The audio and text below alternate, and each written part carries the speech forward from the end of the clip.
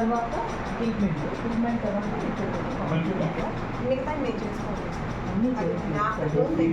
Time ఎక్కువ పడుతుంది. So మరి మీరు కూడా చేయాలని అంటే ఇప్పుడు ఆ లైన్ పెద్దగా వస్తాను.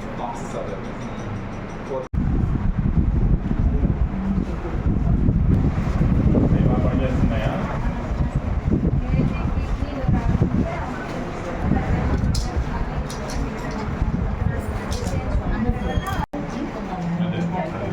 వారం వారం ఇస్తున్నారు మందులు, బయట కొనే పర్లేదా? అట్లా ఏమన్నా జరిగిందా? ఇక్కడ లేనివి మనం కొంటున్నాం అనేది ఉండిందా? ఇక్కడ ఏదో ఒకటి మాత్రం బయట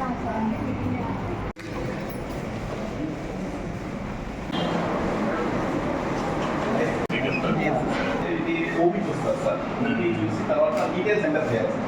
యాక్చువల్లీ కోడింగ్ ఎక్కువ ఉంది సార్. అప్రాక్సిమేట్గా 100లో రాసినా మీరు 1000 ఎంటర్ చేసుకుంటారు. అదే ఇప్పుడు అక్కడ మెడిసిన్స్ ఎంటర్ కాలేదు అంటే ఓకే. ఎలాంటి సర్జరీ చేస్తాను? పాపా నీ పేరేంటి? స్కూల్లో జాయిన్ అయినావా? ఎన్నో క్లాస్? First class. ఏ స్కూలు? భాష్యంలో. జ్వరం ఎప్పటి నుంచి వస్తుంది? 5 days.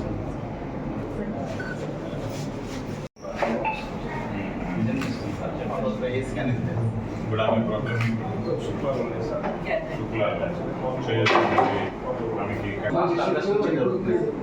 అది మనకి వచ్చేది ఓన్లీ పేషెంట్ కేర్ సార్. ఈ కేసుకి ప్యాకేజ్ స్టాప్ లేదు సార్. కెథరాక్స్ సర్జరీ నీకు ఇన్సెంటివ్ ఏం రాదు, ఓన్లీ పేషెంట్ కేర్. అది కాదు కొన్ని ఏమన్నా హాట్ వాటర్ లో పెట్టి రీయూజ్ చేస్తాం. పేషెంట్ ముందే ఓపెన్ చేస్తాను సార్. పేషెంట్ ముందు ఓపెన్ చేసి దానికి వేసి తర్వాత ఎప్పటికప్పుడు డిస్పోజ్ చేస్తున్నారు. కింద మీరు దీంట్లో నీడిల్స్ అవి వేస్తాం, సిరింజెస్ ఇందులో వేస్తాం. దీంట్లో వచ్చి కాటన్ బౌల్స్ అవి వేస్తాం.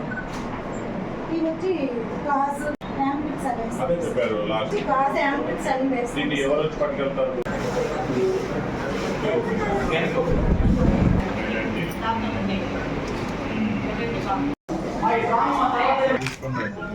ఏమైనా అవకాశం ఉన్నప్పుడు లేదంటే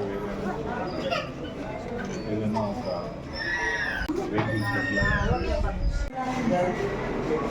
క్లియర్ చేసి ఎన్ని రోజులు వస్తున్నాడు?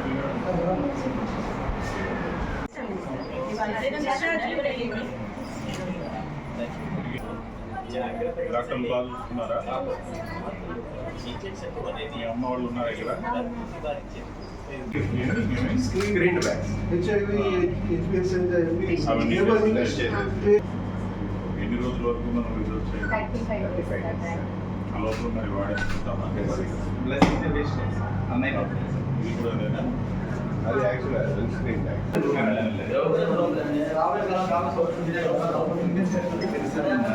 300 ml resolution sir. 300 ml. Good resolution.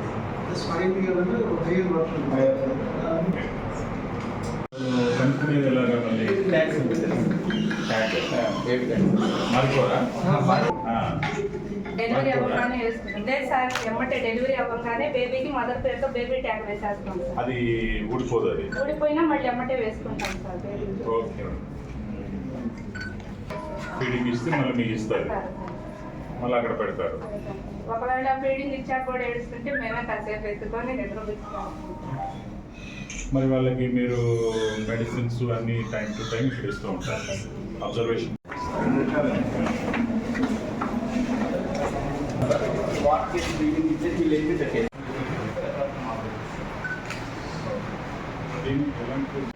ఇక్కడ ఇంట్లో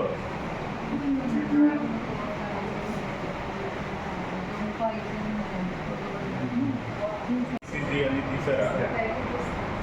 ఇంకా ఏం చేశారు? DNA టెస్ట్ ఉందా? ప్రెగ్నెంట్ టెస్ట్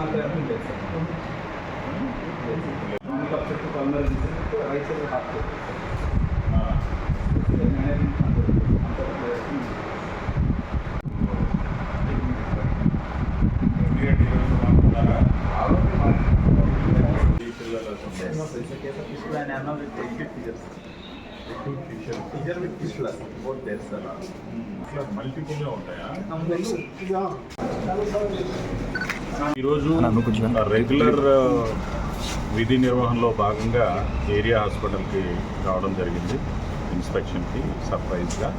ఇక్కడ మనకి డిసిహెచ్ఎస్ గారు, డిఎంహెచ్ఓ అండ్ హాస్పిటల్ సూపరింటెండెంట్ మిగతా అందరూ కూడా అవైలబుల్ ఉన్నారు.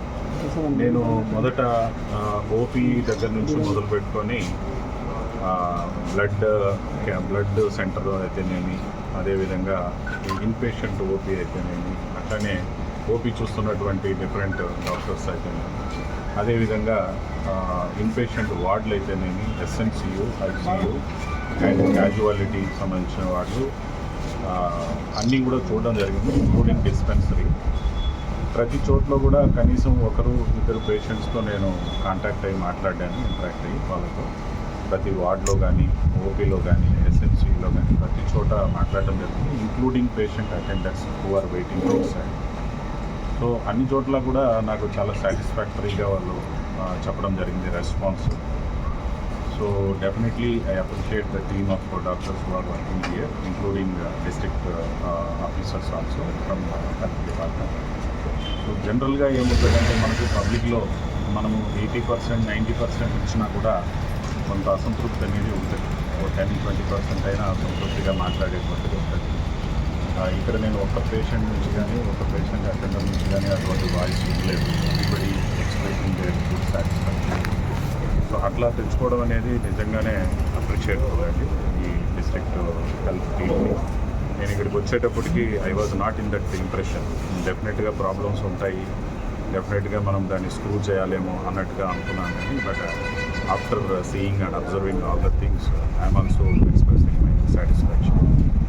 సో ఇంకా కొన్ని 1 or 2 లిటిల్ ప్రాబ్లమ్స్ మన దృష్టికి వచ్చాయి. అదేంటంటే పేషెంట్ అటెండర్స్ సుమారుగా 50 మంది ఉన్నారు. అదొక చిన్న జాగాలో ఒక 500 SFT కూడా ఉండని స్థలంలో వాళ్ళు వెయిట్ చేస్తున్నారు. అక్కడ సరైన గాలి కానీ, మంచినీళ్ళు అయితే ఉన్నాయి కానీ అక్కడ వాళ్ళకి ఉండడానికి ఆ స్పేస్ సరిపోవడం లేదు అనేటువంటి నిజంగానే ఉంది ఆ ప్రాబ్లం. మనకేంటంటే ఇక్కడ డిస్ట్రిక్ట్ కొత్తగా రీఆర్గనైజేషన్ అయ్యి వచ్చినప్పుడు బిల్డింగ్ వాళ్ళకి అందుబాటులో ఉన్న దాన్ని డిఎంహెచ్ఓ ఆఫీస్గా మనం నడుపుతూ ఉండడం వల్ల వాళ్ళకు కొంత సమస్య ఉంది. నేను దీన్ని నిన్ననే నాకు డిఎంహెచ్ఓ గారు కూడా తమ దగ్గర ఉన్నటువంటి వాళ్ళ దగ్గర ఉన్న ఫండ్స్ అన్నింటినీ కూడా నాకు తీసుకొచ్చి చూపించారు.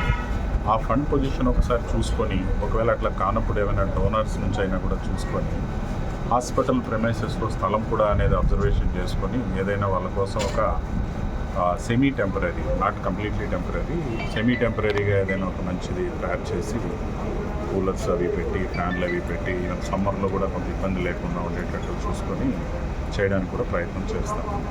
So this is my overall inspection observation today. Thank you. Thank you, sir.